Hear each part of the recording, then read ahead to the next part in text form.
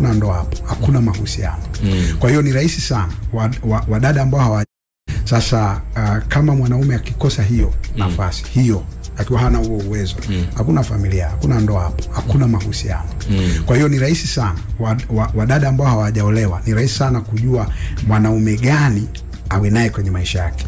Ni mwanaume ambaye ana uwezo wa kujihudumia yeye na kumhudumia yeye.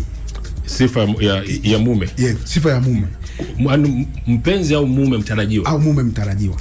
Unajuaje huyu anawezaje kuwa mume bora? Ni mwanaume ambaye ana uwezo wa kujihudumia yeye mwenyewe, alafu ana uwezo wa kukuhudumia wewe. Kwa kama una mwanaume ambaye hawezi kukuhudumia, hawezi kukuhudumia, unataka sio hela saluni, hana voucher, hana kodi, hawezi kulipa sijui nini, hawezi kukuhudumia wewe, huyo mwanaume achana naye. Sasa kama mwanaume